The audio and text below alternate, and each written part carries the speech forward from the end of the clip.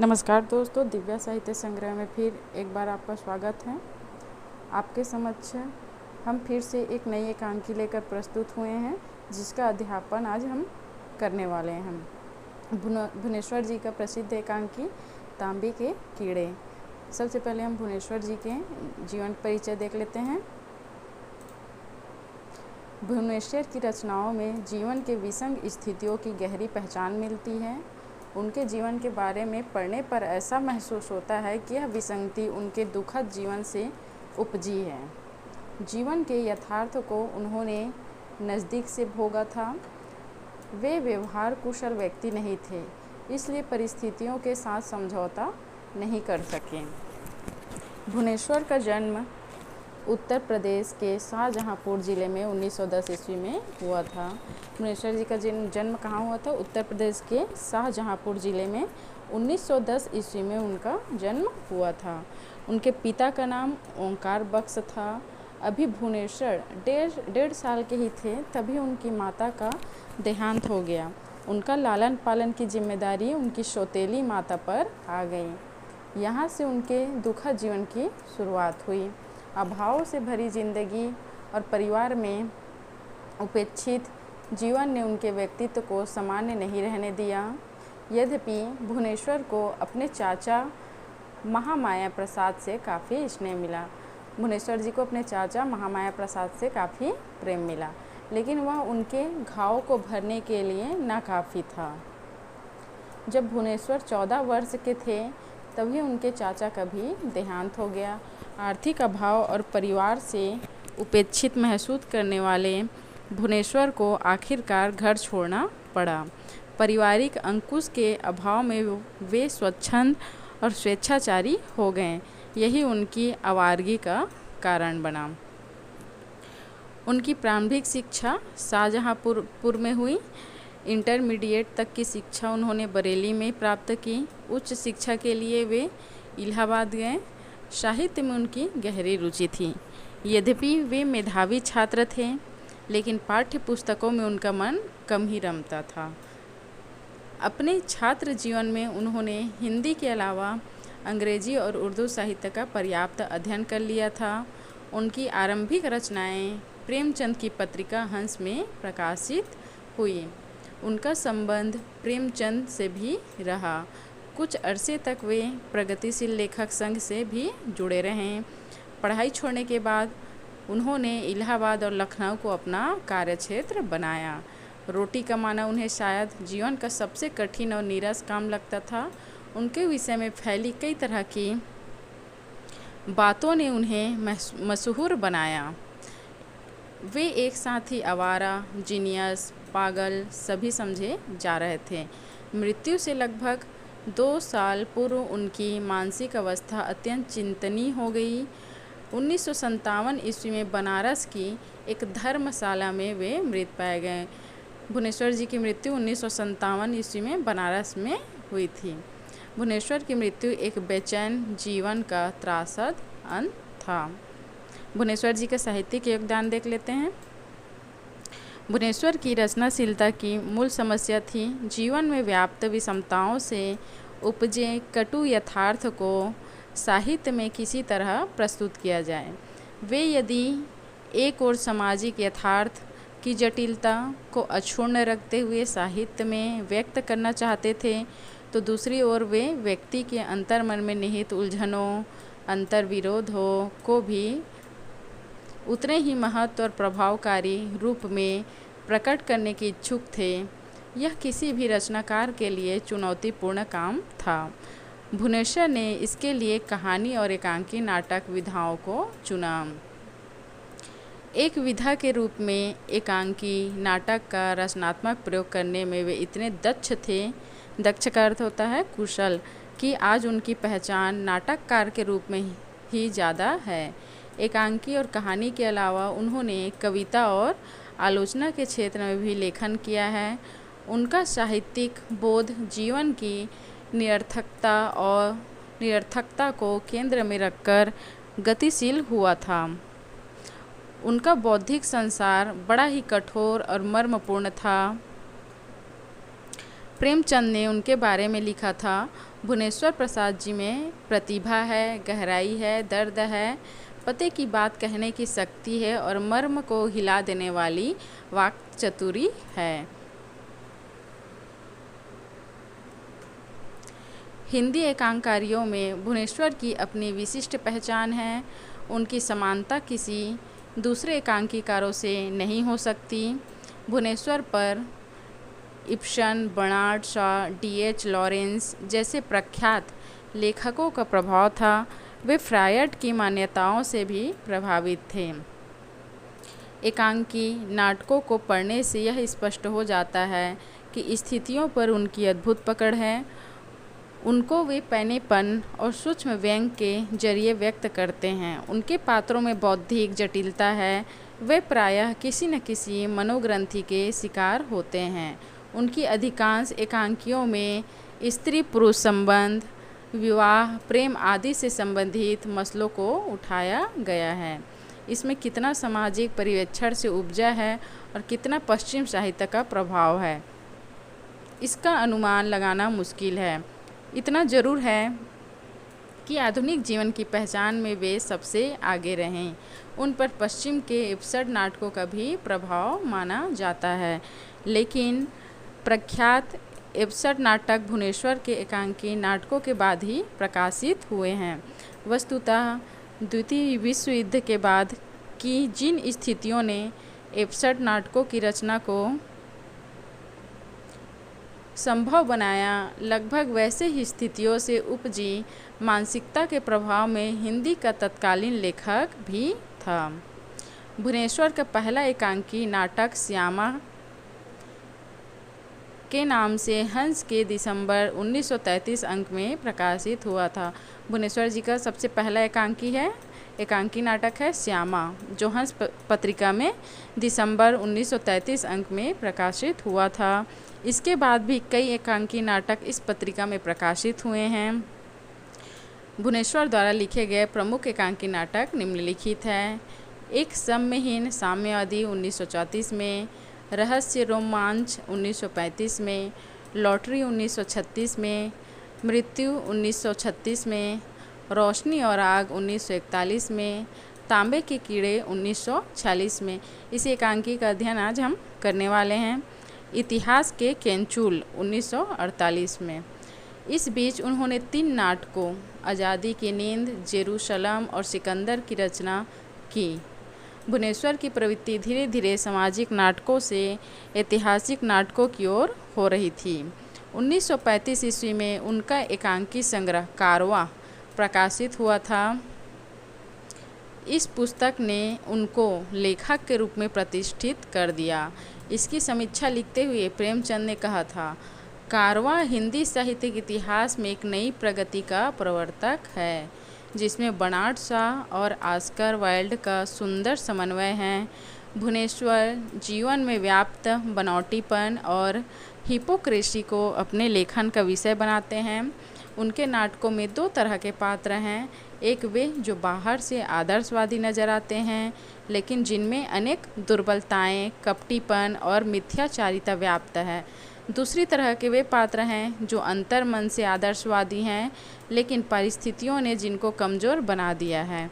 वे अपनी रचनाओं में मनोवेगों को गहनता और सूक्ष्म विश्लेषण के साथ प्रस्तुत करते हैं। भुवनेश्वर के यथार्थवाद में नग्न सच्चाई झलकती है।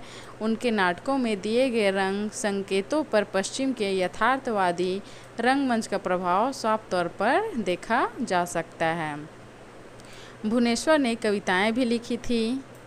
कुछ कविताएं उन्होंने अंग्रेजी में भी लिखी, लेकिन एकांकी नाटकों के बाद उनकी कहानियों पर ही अधिक चर्चा हुई। उनकी कहानियों पर अति यथार्थवाद का प्रभाव नज़र आता है। यथार्थवाद का अर्थ होता है दोस्तों सच्चाई। भेड़िए उनकी प्रख्यात कहानी है। मौसी कहानी को प्रेमचंद ने अपने प्रतिनिधि कहानी संग्रह में स्थान दिया था।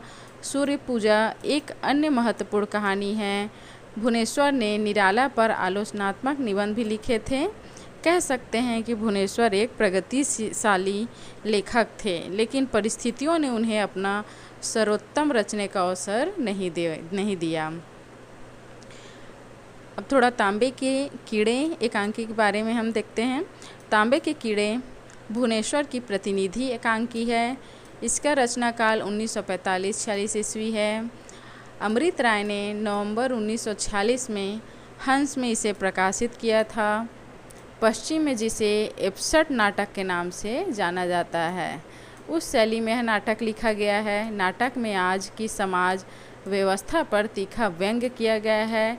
इस नाटक के पात्र विभिन्न प्रवृत्तियों और मनोवृत्तियों का प्रतिनिधित्व करते हैं। जीवन की अर्थहीनता के वाहक ये बेचैन पात्र बदलाव के लिए उत्सुक भी नजर आते हैं। वे यदि एक और पुरानी आस्था को नष्ट करना चाहते हैं तो नए का निर्माण भी करना चाहते हैं। तांबे के कीड़े में न कोई कथा है न मंच विधान। मंच के नाम पर काला पर्दा और झुनझुना लिए हुए अनौसर स्त्री है। यह नाटक अजीब शिथिल और गतिहीन लग सकता है, लेकिन एक बार नाटक का सूत्र हाथ में आने के बाद नाटक के अर्थ और प्रभाव से पाठक और दर्शक अछूता नहीं रहता। भय और मृत्यु का प्रतिरोध करने का सबसे सशक्त ढंग है जीवन को जीने लायक बनाना। नाटक का पूरा संघर्ष आदमी को मशीन नहीं बनने देने के लिए है। इस एकांकी नाटक में कोई गंभीर कथानक नहीं है। पात्रों की आपसी बातचीत में ही नाटक विकसित होता है। बातचीत में भी कोई तारतम्य नहीं प्रतीत होता। नाटककार का विरोध आधुनिक जीवन की बंधी हुई पद्धति से है। रचना की नाटकीय संवेदना जीवन के बारे में भ्रम टूटने से पैदा होती है। यदि सही भाषा का चुनाव किसी कृति की सफलता का मापदंड माना जाए तो तांबे के कीड़े एक अद्वितीय रचना है। सतह से अर्थहीन प्रलाप की तरह लगने वाली नाटक की भाषा मानवीय संवेदना के गहरे अनुशासन तथा तीखी अनुभूति से उपजी है। आवाज़, चीख और खामोशी का भी अत्यंत अर्थपूर्ण प्रयोग हुआ है। विसंगति रंगमंची शैली में लिखा गया है। यह नाटक दृश्यबंद और दृश्य सज्जा में यथार्थवादी है। नाटक की भाषा हिंदुस्तानी और कहीं कहीं अंग्रेजी शब्दों का भी प्रयोग मिलता है। अब हम आगे तांबे के कीड़े एकांकी का अध्ययन करने वाले हैं। अभी हमने देखा भुवनेश्वर जी का जीवन परिचय तथा जिस एकांकी का हम अध्ययन कर रहे हैं उसका प्रकाशन वर्ष और किस पत्रिका में वो है।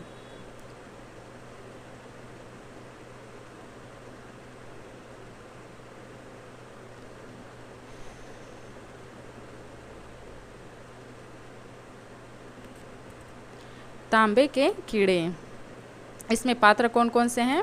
पात्र है महिला अनाउंसर, रिक्शे वाला, थका अफसर, एक परेशान रमणी, एक मसरूफ पति, कुछ लड़के, पागल आया। यह नाटक ड्राइंग रूम के लिए ही है। एक दीवार से जरा हटाकर काला स्क्रीन खड़ा किया गया है जिसके बराबर अनाउंसर, जिसे स्त्री ही होना चाहिए, खड़ी है। अनाउंसर के कपड़े रंग बिरंगे होते हैं। एक फूलदार ड्रेसिंग गाउन, रेशमी साफा और एक शोख चौड़े कमरबंद से काम चल सकता है। उसके हाथ में एक बड़ा सा तिब्बती लमाओं का सा झुनझुना है।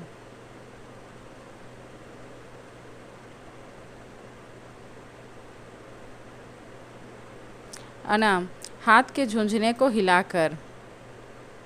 अना का अर्थ होता है अनाउंसर, है ना। अनाउंसर हाथ के झुंझुने को हिलाकर कहती है, अकेले और बेसरो समान हम इस संसार में आए। स्क्रीन के पीछे कुछ गंभीर मर्दानी आवाज़। कौन कौन यहाँ सदा अकेला नहीं रहा? किस किस ने अपने पड़ासी का चेहरा पहचाना? स्त्री कहती है, किसने अपनी आत्मा में जीवन के आदि मुहूर्त को सिसकते सुबकते नहीं सुना? अकेले और बेसरो समान हम भूले हुए रास्ते खोजते हैं। हम अपना खोया हुआ भाई तलाश करते हैं जो बचपन में घर छोड़कर चला गया है। एक पत्थर, एक पत्ती, एक शब्द जिसके पीछे एक अनजानी और अनहोनी शुरुआतें हैं। अनाउंसर झुनझुना हिलाती है, आवाज़ें रुक जाती हैं। अनाउंसर कहती है, हम सवाल उठाते हैं। स्क्रीन के पीछे की आवाज़ें हैं। हम खुद नियम और मनुष्य को कायल कर देते हैं और हमारे अंदर के अंधकार से शक्ति फूट पड़ती है। अनाउंसर झुनझुना बजाकर, हम अपनी आत्मा से रचते हैं और शरीर से नाश कर देते हैं कि हम फिर अपने सत्य से उसे सजाएं। स्क्रीन के पीछे की आवाज़ें हैं। आओ हम इसे किसी बाज़ार में बेच लें। मृत्यु और नाश की इस निर्दय केमिस्ट्री को क्षण भर के लिए ख़त्म कर दें कि हम इन आँखें तरेरते सवालों से बच सकें।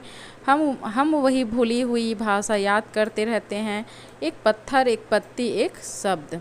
फिर अनाउंसर झुनझुना हिलाकर कहती है, हम सवालात पैदा करते हैं। फिर झुनझुना हिलाती है, जो समय और ऋतुओं का दर्पण दमकते हुए हीरो की तरह काट देते हैं। सवालात जो वीरान सड़कों पर छिपे हुए जालों की तरह बिछे रहते हैं। फिर झुनझुना हिलाती है, हम मृत्यु को निरुत्तर कर देते हैं। फिर ज़ोर से झुनझुना बजाते हुए कहती है, मृत्यु हमारे सिरहाने लोरियाँ गाती हैं। हम अपनी जानें खतरे में डाल सकते हैं, पेंशनें नहीं मांग ना। अब बत्तियां बुझाई जा रही है। 1 मिनट में पूरा अंधेरा हो जाता है। सिर्फ अनाउंसर एक फीकी फुटलाइट में काली स्क्रीन के सामने दमकती रहती है मतलब वो दिखते रहती, चमकती रहती है। अनाउंसर गंभीर स्वर से, जीवन का संगमरमर, जीवन का हसीन संगमरमर, जीवन का घायल संगमरमर, खून बहता हुआ संगमरमर। फिर झुनझुना हिलाती है स्क्रीन के पीछे। फिर एक आवाज़ आते हैं जो पुरुष का रहता है, यहाँ क्या हर वक्त पानी बरसता है? यह कैसी घटा उमड़ रही है। दूसरी, भीग जाएंगे, मर जाएंगे, हम इस तरह अपनी जान खतरे में नहीं डालेंगे। तीसरा कहते हैं, तुम बिस्तर में ही रहो, तुम्हें जुकाम है, तुम्हें निमोनिया भी हो सकता है। अब स्त्री की आवाज़ आती है, निमोनिया तो बहुत साधारण है, क्यों, क्या मुझे पैडिज डिजीज नहीं हो सकती? एक आया की आवाज़, बाबा, जान बाबा, मसालची बाबा, तुम घर से कितनी दूर निकल जाते हो? मैं कब से तुम्हारा शूटर तुम्हें ढूंढ रही हूँ। स्त्री की आवाज़, हम तो यहाँ खड़े खड़े अकड़ गए हैं, कितनी ज़ोर से पानी आया है, मेरे सारे बीज सड़ जाएंगे। एक और आवाज़ आती है, हमारे सबसे नई ईजाद, कांच के बीज, उनके बराबर नहीं बोना पड़ता, एक बार बो, 1000 बार काटो, यह सड़ते नहीं, उगने से इनकार नहीं करते।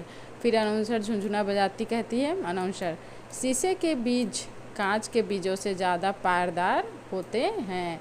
रिक्शे की घंटे की आवाज़ आती है। रिक्शे वाला, बादलों ने सूरज की हत्या कर दी है, सूरज मर गया है, मैं दूसरे का बोझ ढोता हूँ, मेरे रिक्शे में आईने लगे हैं, आईने में मैं अपना मुंह देखता हूँ, सूरज नहीं रहा, अब धरती पर आईनों का शासन होगा, आईने अब उगने और न उगने वाले बीज अलग अलग कर देंगे।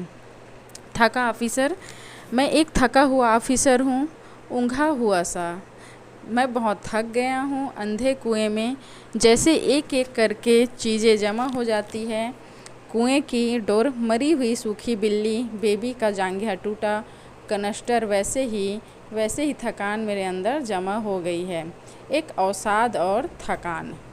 रिक्शा वाला कहता है तेज़ी से, आह अफसर, आगे देखकर चलो। फिर टकरा जाता है, आह तुमने मेरी एक आईना तोड़ दिया। अनाउंसर हंसती है, झुनझुना बजाती है। फिर स्त्री की आवाज़ आती है, साधारण और अलसाई मैं उब गई हूँ, मेरा मन उचट गया है, मैं सारा संसार मथूंगी, अपने अंदर बाहर सब मथूंगी, लेकिन चुपके से, जैसे किसी को मालूम ना हो, कुछ रुककर जैसे किसी ने कुछ कहा, एक धीमा स्वर, कितनी प्यारी है तुम्हारी हंसी, चांदनी सी। नहीं, मेरी हंसी में न सूरज है न चांद, मुझे यह सब सोचने का वक्त नहीं, मुझे बहुत कुछ करना है। धीमे से कहते हैं, मुझे तुम्हें भी मथना है। कुछ अस्पष्ट आवाज़ें, अनाउंसर भी अपना झुनझुना हिला रही है, पर उससे कोई आवाज़ नहीं निकलती। नहीं, संवारने का भी काम भी मेरा ही है। धीरे से, मेरा सिर्फ काम है मथना, सृजन जिस बेरहम कानून से होता है, यह तुम जानो। आह, इस बालक के चेहरे पर तो झुर्रियाँ हैं, इसकी हंसी में तो मधुमक्खियाँ हैं। अनाउंसर हंसती है और फिर झुनझुना बजाती है। फिर पुनः उस स्त्री की आवाज़ आती है, तहजीब-याफ्ता सर्दी में आदमी की फीलिंग्स भी जम जाती है। जानते हो तुम स्वीट हार्ट, इतनी देर से तुमने जो कुछ कहा मैंने कुछ सुना ही नहीं। शब्द तो बड़े सुंदर थे, बिल्कुल बच्चों की तरह,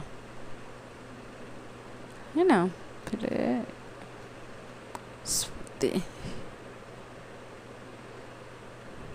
एक मसरूफ पति।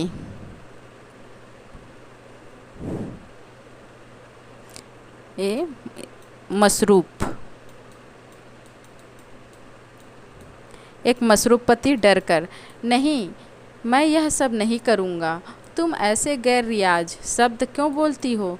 मथना मैं नहीं जानता जैसे, लेकिन यह जानता हूँ कि यह बात खूबसूरती से कही जा सकती है। नहीं, मैं एक बारगी शरीर को दिमाग के बंधनों से अलग कर दूंगा।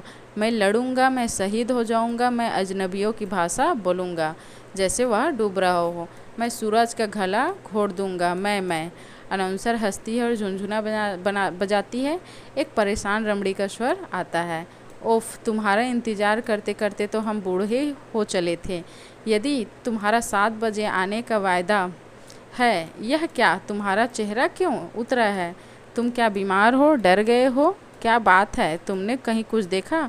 मसरूफ पति, मैंने कुछ देखा है ज़रूर, लेकिन इस वक्त मालूम होता है मैंने देखा नहीं, सिर्फ सुना है। अनाउंसर स्क्रीन से सटे हुए स्टूल पर बैठ जाती है। मैंने सुना कि इन बादलों में कोई निकलकर मुझसे बातें करने लगा। तभी हुई बेलाग बातें, जैसे कोई मन ही मन घुटने वाला आदमी पहले बार शराब पीकर करता है।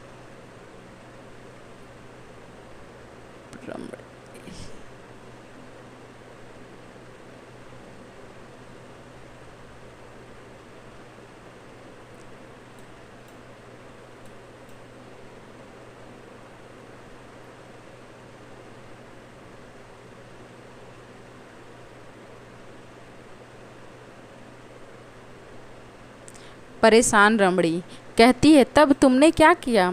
मसरूफ पति, मैंने कुछ नहीं किया।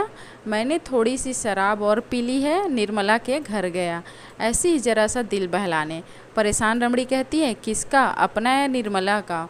तुमने फिर शराब पी? तुम में कोई कैरेक्टर नहीं है? तुम आदमी से खींचे जाने वाले रिक्शे पर भी बैठ सकते हो? तुम तो लड़खड़ा रहे हो। रिक्शे की घंटी बजती है। अनाउंसर झुनझुना काली स्क्रीन से टिकाकर ऑडिटोरियम में बैठ जाती है। परेशान रमड़ी कहती है, रिक्शे वाले जल्दी ले चलो, साहब की तबीयत ठीक नहीं है। रिक्शा वाला घंटी बजाता है जैसे अभी जगह है। मसरूफ पति कहता है, वहाँ दूर उन्हीं बादलों में। रिक्शा वाला कह रहा है, आह, तुम भी वैसी ही बातें कहते हो। अभी तो थके हुए अफसर ने उससे कहा कि यह अंधा कुआं नहीं है, यह रिक्शा है। मेरे रिक्शे में शीशे हैं। पागल आया ने मेरा एक शीशा तोड़ डाला। नहीं। परेशान रमड़ी कहती है रिक्शे वाले से, किससे कहा तुमने कि यह कुआं है? रिक्शा वाला घंटी बजाते हुए कहता है, किसी से नहीं, मैं ज़रा कुछ सोचता सा बहुत थक गया था। अभी मैंने ऐसे देखा, एक अफसर मेरे पास आया, वह बहुत थका हुआ था। कुछ सोचकर वह भी शायद बेहोश हो गया था। परेशान रमड़ी, अच्छा आगे देखो। रिक्शे की घंटी बजती है। परेशान रमड़ी अपने पति से, तुम निर्मला के घर गए थे? निर्मला ने मेरे बारे में कुछ कहा था, मुझे पूछा।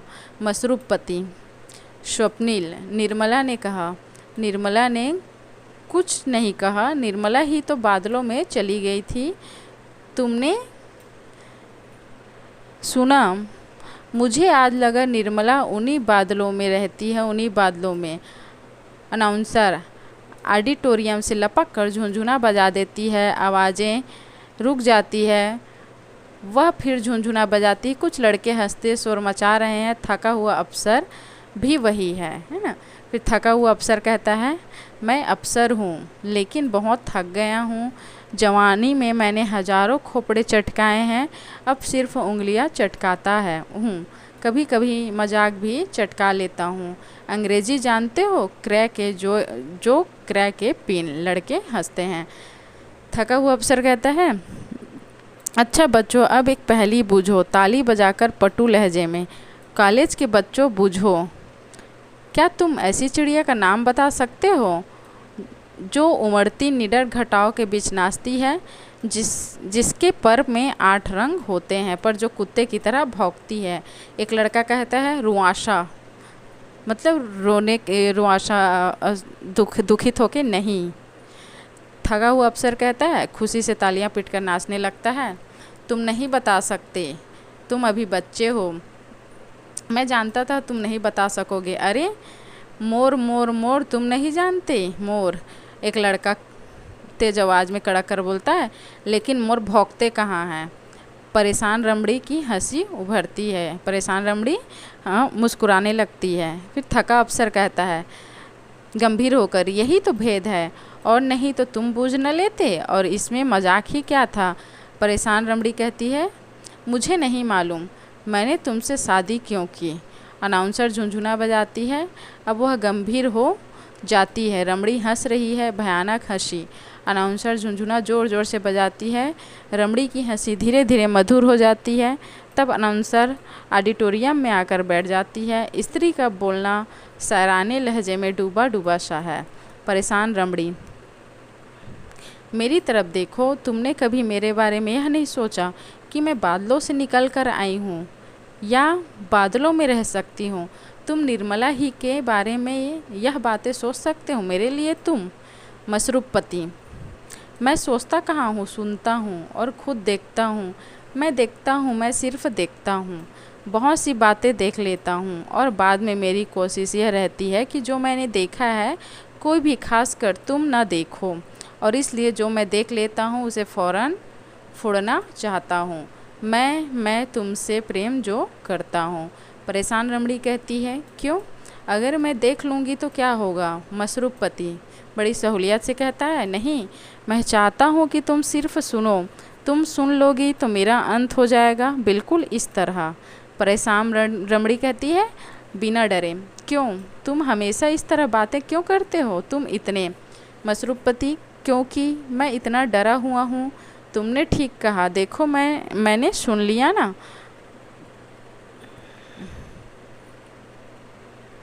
पागल आया है ना दूर से, बाबा जान बाबा, मसालची बाबा, तुम खेलने बड़ी दूर चले जाते हो, तुम्हारे सूटर में कीड़े लग जाएंगे। शूटर मतलब स्वेटर में कीड़े लग जाएंगे। पागल आया की आवाज़ से पति चौंक पड़ता है। मसरूपपति, नहीं नहीं, मुझे ज़रूर नाश करना चाहिए। मैं अपना डर दबा सकता हूँ, लेकिन मैं उसे उखाड़ फेंकना चाहता हूँ। क्या मुसीबत है संसार में? भय के नाश करने का मतलब है संसार का नाश करना। परेशान रमड़ी कहती है लेकिन तुम भय पैदा ही क्यों करते हो? मालूम होता है तुम सिर्फ भय ही भय खाते हो। तुम मुझे कुछ बतलाते क्यों नहीं? मसरूपपति हिकारत से हंसते हुए कहता है तुम जानती हो भय छोड़ देने से क्या होगा? तब मैं कुछ मिटा नहीं सकता, नाश नहीं कर सकता, मुझे बरबस सृजन करना होगा। रुआसा होकर कहता है और फिर तब हमारी आत्मा और शरीर के मंथन से जो निकलेगा वह हमें मार डालेगा, हमारा अंत कर देगा। तुम बूढ़ी हो जाओगी, जीवन क्रीड़ा नन्ही सी रतन जड़ी रिष्टवाज की तरह जम जाएगी। रिक्शे की घंटी बजती है। परेशान रमड़ी कहती है लेकिन फिर भी। मसरूपपति, नहीं, मुझे नाश करना ही पड़ेगा, लड़ना पड़ेगा इस बेमतलब बेमानी और अनंत शुरुआत के खिलाफ। एक एक पत्ती, एक एक शब्द और एक एक पत्थर के खिलाफ। एक बारगी जोर की आवाज़ें जैसे रिक्शा के गिरने की होती है। अनाउंसर जल्दी से जाकर झुनझुना उठा लेती है, उसे बजाती भी है, लेकिन कोई असर नहीं होता। एक खास गोलमाल हो जाता है। परेशान रमड़ी, मसरूपपति, रिक्शे वाला सब एक साथ बोलते हैं, या बीच में पागल आया की भी आवाज़ मसालची बाबा दूर से सुनाई देता है। अनाउंसर गांग देती है, तब कहीं गोलमाल ख़त्म होता है। थका अफसर, मैं बेहद थका हुआ हूँ, मेरा रोम रोम चूर हो रहा है और आपने इसे गिरा दिया, फिर मारा। मैं सीटी बजाता हूँ, देखता हूँ उसे बजा सकता हूँ या नहीं। परेशान रमणी कहता, यह देखता नहीं था और मैं हमेशा देखती हूँ, यह देखता नहीं था। मसरूफ़ पति, मैंने देखा और अपनी जीवन संगनी से बताया। मैंने उसे कायल कर दिया कि बिना नाश किए बताया जा ही नहीं सकता। अनाउंसर हंसती है, झुनझुना बजाती है। थका अफसर, तुमने ज़रूर समझा दिया होगा और इस रिक्शे वाले का तुम नाश करना चाहते थे। तुमने क्या शब्द कहा था? मसरूफ़ पति बदले स्वर से कहता है, कौन? हम नहीं। तुम हमको क्या समझते हो? यह आदमी देखता नहीं था, आगे देखकर नहीं गया, ठोकर लग गई, मैं नाश करता हूँ। रिक्शा वाला गर्व से कहता है, नहीं, हमको पीछे से ठोकर लगाई गई। मैंने रिक्शे के आईने में सांप देखा, शायद वह ठोकर अब तक दिखाई दे रही हो।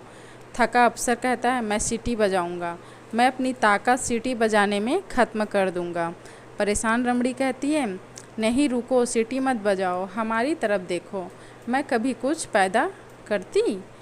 मसरूफ़ पति, मैं हर वक्त सोते जागते देखता हूँ और रचता हूँ और कायम करता हूँ। परेशान रमणी, बात यह है कि हमारे पति बड़े मसरूफ़ रहते हैं।